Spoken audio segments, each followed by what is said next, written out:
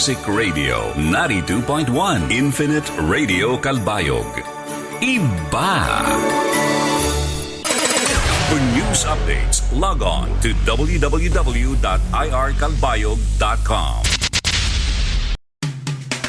Makinig, matuto, makilahok at maglibang sa SSIR. Samut-saring impormasyon sa radyo. Gawin mo lang kung ano man ang pinagkakaabalahan mo. Kami na ang bahala dito sa SSIR. Tuwing Martes at Huwebes, dito sa libangan mo. 92.1 Infinite Radio. Iba! SSIR. Magandang gabi mga classmates sa radyo at sa mga magulang na regular na nakatune in dito sa atin. No? Ngayong Miyerkules sa ating musika at eskwela, may isang napakahalaga at mainit na paksa tayong tatalakayin. At ito yung access sa higher education sa ating bansa. No? Kasama natin ngayon si Dr. Albert Madrigal at siya ay isang eksperto sa larangan ng edukasyon. Siya ang immediate past president ng pamantasan ng Kabuyao sa Kabuyao, Laguna. Kumusta ka na, Dr. Madrigal? I'm okay. Maraming salamat, no, Dennis, at magandang gabi sa iyo at sa lahat ng iyong tagapakinig. Magandang gabi naman, Dr. Madrigal. Nitong Setyembre, naging controversial ang isang issue sa free college education. May isang forum na hosted by UP College of Economics at nandun bilang guest si Secretary Jokno, Benjamin Jokno.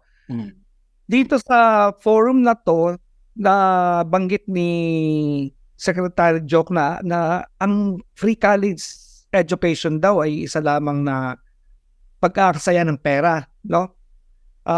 Yung publicly funded na colleges and universities, pag nagsasayang lang daw tayo ng pera, ano bang sinasabi ni Secretary Jokno? Bakit niya nasabi yung gano'n na statement? Nabanggit ni Secretary Jokno yon na pagsasayang ng pera ng gobyerno ang pagpapaaral ng libre, no, sa kabataang Pilipino dahil sa report din ng CHED na ang dropout rate ay nasa about 37%.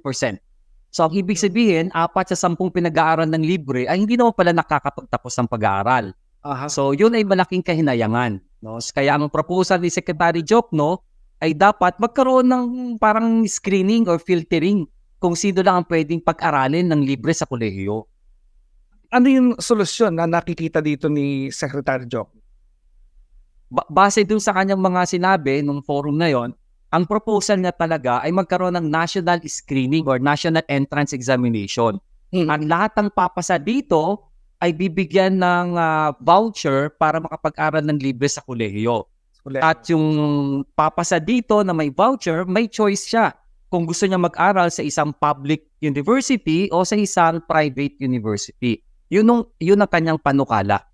Pero hindi ba, sir, sa kasalukuyan sa mga state universities and colleges, meron na talagang ipinatutupad na mga ganitong klase ng entrance test para makapasok ang mga estudyante. So ano yung proposal dito ni Secretary Jokno?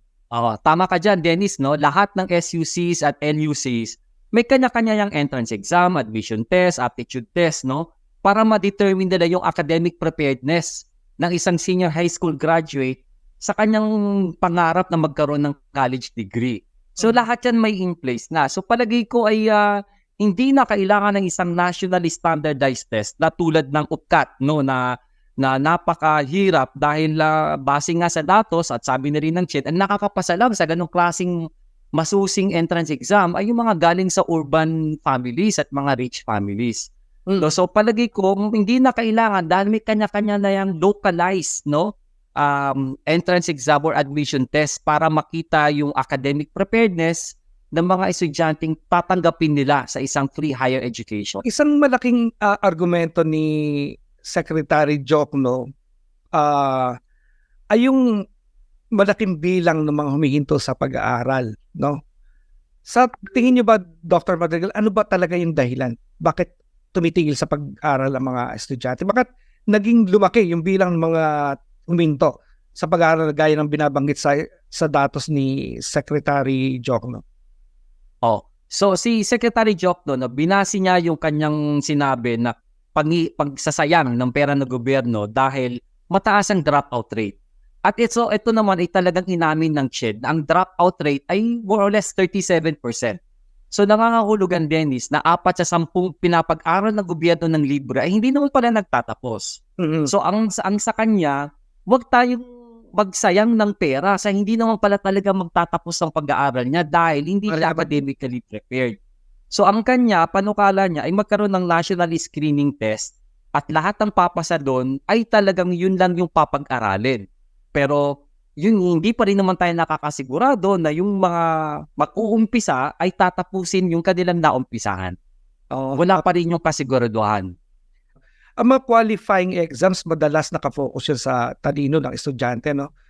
Pero sa experience niyo, Dr. Madrigal, bilang dating naging presidente ng isang university, talino nga ba yung malaking factor para yung isang estudyante talagang magpursige na, okay, tatapusin ko talaga to.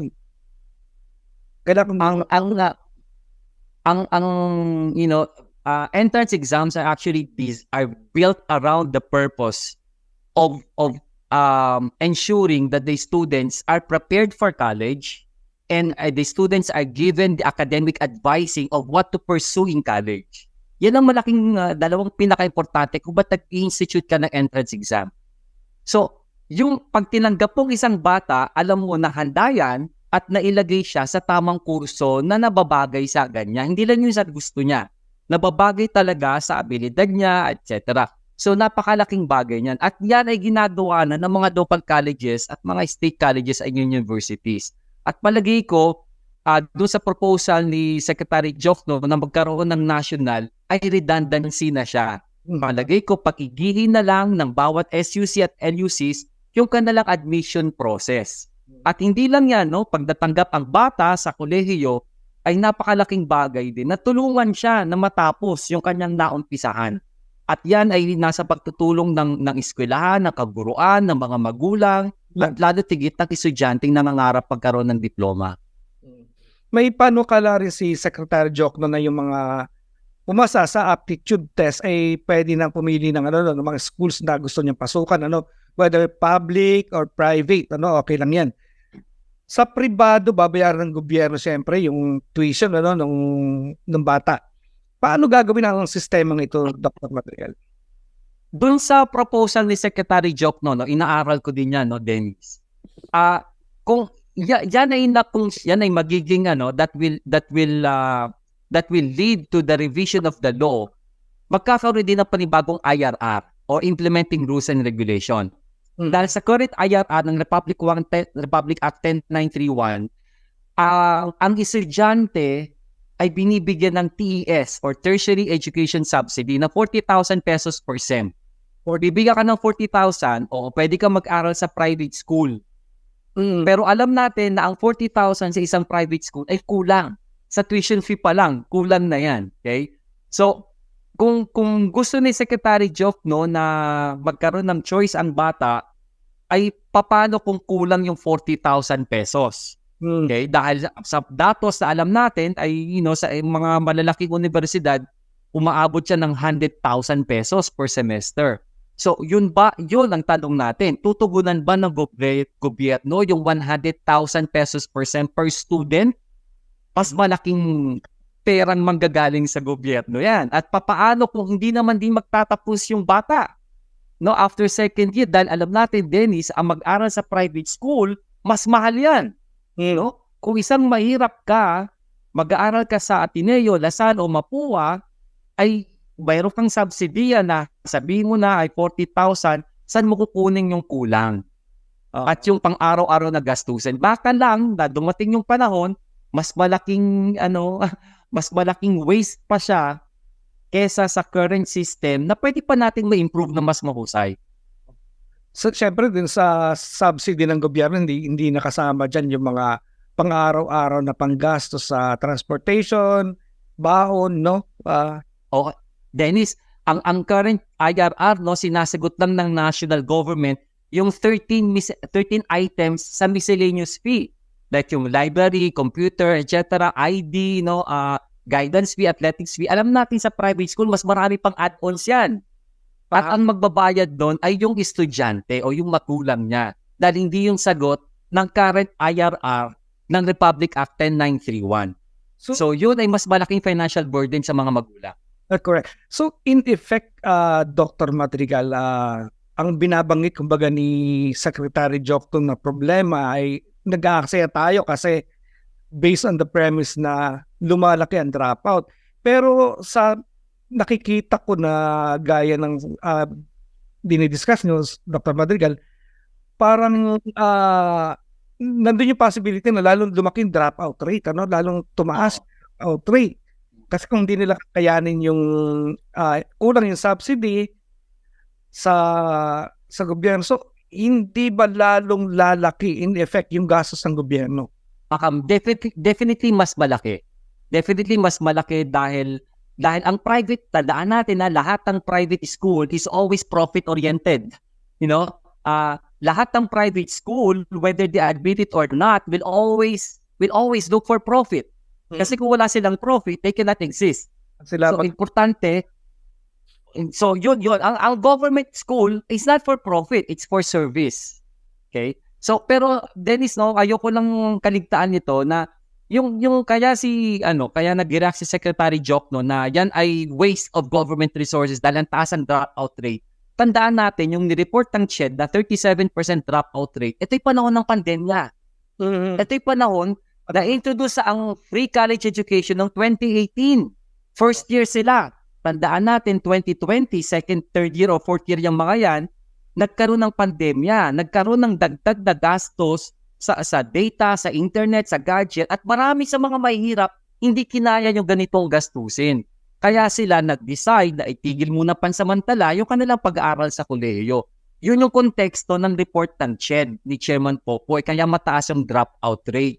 At dito nang huhugot si Secretary Jokno, sinasayang ng mga yan ng pera ng gobyerno dahil pinag-aaral sila ng libre pero hindi naman nila tinatapos yung naumpisahan nila. Kaya we should put in context yung dropout rate na yan para makita natin na hindi yan waste of government resources. Merong maliwanag na datos kung bakit mataas ang dropout rate at yun ay panahon ng pandemya. Maliban pa, Dr. Madrigal, doon sa point na lumaki yung cost ng education. Kasi syempre, bibili ka ng gadget, may internet. Is malaking dyan yung nawalan. Maraming mga magulang na nawalan ng hanap buhay. O kung sino namang nagsusuporta sa'yo, halimbawa ate mo, kuya mo, na natrabaho, or na-reduce yung income niya. So, yun yung isang bagay na siguro din ni Secretary Jokno sa analyze niya nung data ng kung bakit bumagsak yung enrollment rate nung panahon na yan. Or dropout rate, tumaas. Tumaas yung dropout rate. I understand that naging bahagi kayo hanggang sa ngayon ng Association of Local Colleges and Universities Commission on Accreditation,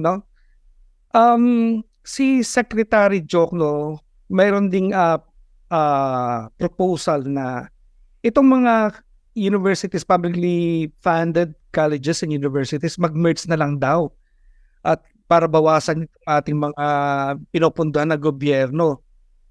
Masasabi niyo ba na talagang sobra na yung mga ganitong eskwelahan natin sa buong bansa at kailangan mag-merge na at nang mabawasan? Palagay ko, actually kulang pa nga. Kulang pa nga, lalo sa isang malaking probinsya, kulang pa ang state colleges and universities, magyang local colleges and universities. In terms of number, according to CHED, mas marami pa rin ang bilang ng private schools kesa sa public schools. Bagamat ang enrollment share ay almost 50-50, pero sa bilang ng mga pribadong eskwelahan, mas marami pa rin sila. So, palagay ko, dapat pag-aralan pa rin mabuti yan, dahil ang isang bata na nakatira sa poblasyon A, kailangan mag-aral sa XYZ na lugar, napakalayo ng distansya, at palagay ko that will incur additional cost on the family or on the student just to continue the schooling. Sa itong libreng edukasyon, basically ito yung karapatan ng mga Pilipino kasi enshrined in the 1987 Yes. Constitution. At itong 2017 nga, sinabatas yung Republic Act number 10931 o lalabi ng Universal Access to Quality Tertiary Education Act. Sa ngayon ba, nakikita na natin ang epekto nito sa... Oo. Base sa datos ng CHED, no, tumaas ang enrollment. Ibig sabihin, mas maraming estudyante ngayon na nag-aaral sa kolehiyo. Okay? At tumaas din ang bilang ng mga graduate, no? Dahil maraming nag-aral ng libre, nakatapos ng libre. So may impact ito, although yung economic impact nito ay aaralin pa lang sa mga susunod na panahon. Pero may ginawa na kami niyan na Dennis, sa aming eskwelahan, sa pamantasan ng Kabuyan nung ako'y presidente. Ginawa na agad namin ng study yan at nakita namin yung bago mag-aral, ito yung kanilang family income. Yung nakatapos ang pag-aaral, yung bata nagkaroon na ng licensed nurse sa pamilya, nagkaroon ng licensed engineer sa pamilya, tumaas yung family income. So nakita na namin sa datos namin na may economic impact sa family lang. No, yung dating Bayneda category, they are very poor family with almost 10 or 12,000 monthly income of the family. Dahil nakapagtapos ng libre, naging licensed nurse, licensed teacher, licensed engineer ang kanilang anak. Tumaas ang family income, naging category na upper, lower, middle. Yan ay may economic impact. At palagay ko sa pangkalahatan, lalabas ang mga pag-aaral na yan sa mga susunod na taon. Pag pinilan mo sa buwan, yung lahat ng mga napagtapos sa mga university colleges. Ng libre, oo. Pandaan natin, Dennis, yung first batch na nakagraduate ay last year pa lang. Last year. So, yung talagang napagtapos ng libre ng Republic Act na yan. 2018, first year sila. 2022, nakagraduate sila. At palagay ko ngayon pa lang nagkakaroon ng trabaho yan at aaralin ng gobyerno, inaaral yan ng mga LUCs, kumusta yung kanilang economic standing ngayon compared nung nag-umpisa sila ng kolehiyo. Kumusta naman, Dr. Madrigal, yung proposed budget natin for 2024? Sa tingin ba natin, enough naman ito para yung free education natin sa bansa ay talaga nang maipursige pa rin natin, may pagpatuloy? Alam mo, Dennis, budgeting education is a moving target. Just when you thought you have enough money now, you will wake up tomorrow and you will see that you do not have enough money to fund public education. We may have a record budget of almost 1 trillion pesos for education, pero the next day, makirealize mo kulang yan. What am I saying? For instance, we need to improve on our infrastructure, on our technology in the academe. Dennis, technology and innovation are not just happening. They are accelerating. Just when you thought you have enough and sufficient technology in your school, the next day you see that they are decades behind. The next day you wake up, na-obsolete na sila.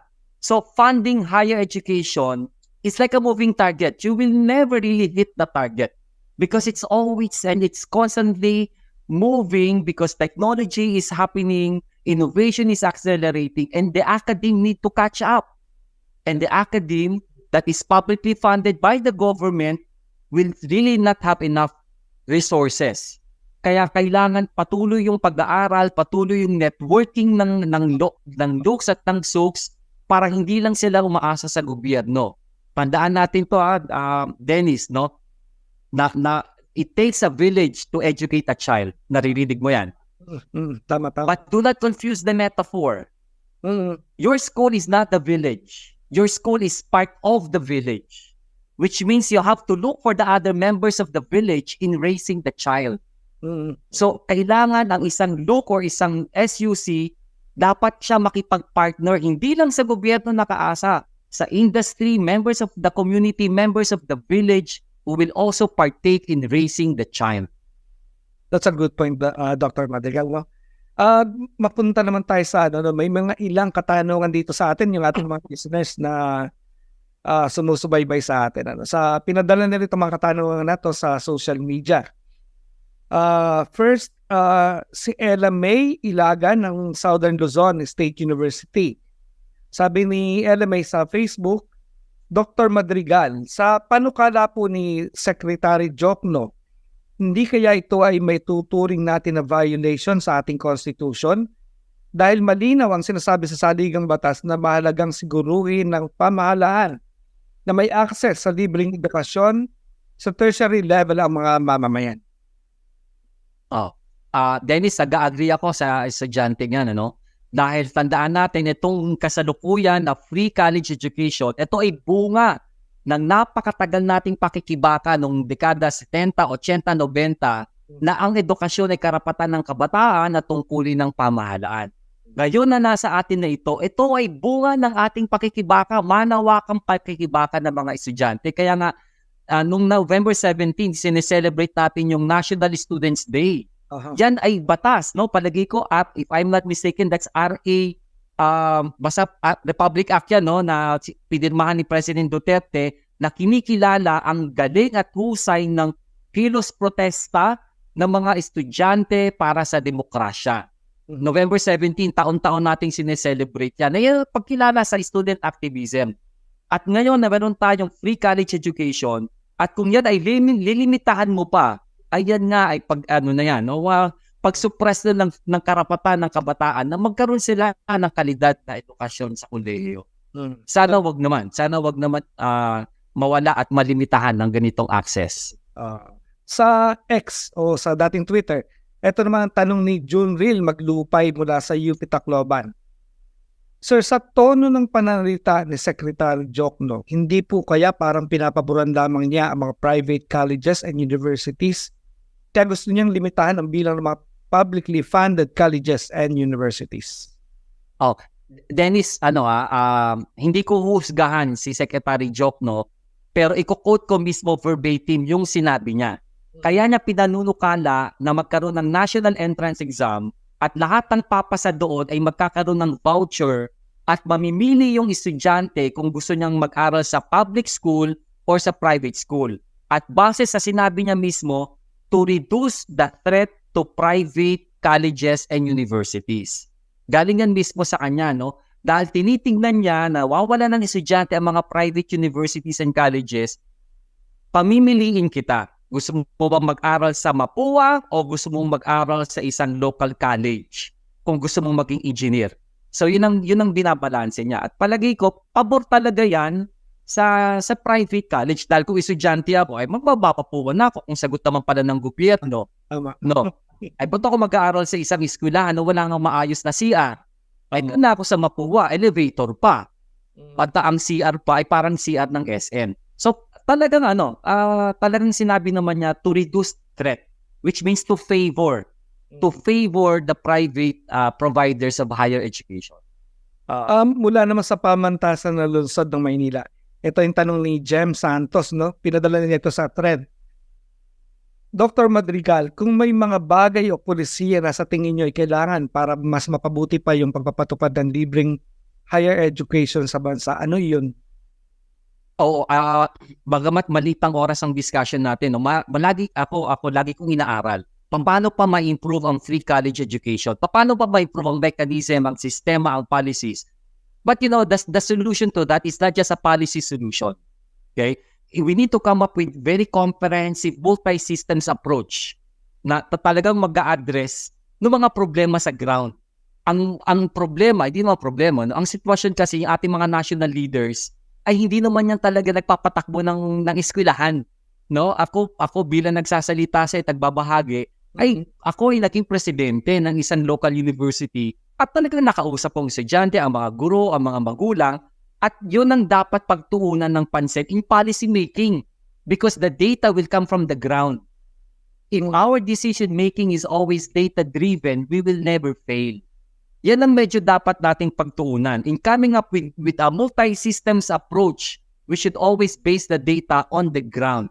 Tanungin natin yung mga katulad ng ginagawa mo sa akin dahil ang sinasabi ko sa iyo ay galing talaga sa datos sa ground. At pangalawa, kailangan talagang dagdagan mo pa yung effort ng national government in helping not only in subsidizing education but in improving the infrastructure sa public school system. Okay? Dahil gaya ng nasabi ko, kulang talaga yan sa facilities. Kaya magagaling ang mga private school kasi may pera sila, kasi they have money to buy, high-tech facilities. At doon naman kinukulang ang public education. Palagi ko, dapat pagtuunan pa rin niya. At pangatlo yung improving the faculty in the private school. Tandaan mo, Dennis, decades of study, have proven that at the core of quality education are quality teachers. We have so many qualified teachers, but we have very few quality teachers. At palagay ko, pagtuunan din ng pansin niya ng gobyerno that we should make sure that we have quality teachers teaching in the public school. Dr. Madrigal, actually, marami pa tayo dito marami pang mga pumasok na mga katanungan sa social media, no? Kaya lang medyo gawin na tayo sa time, no?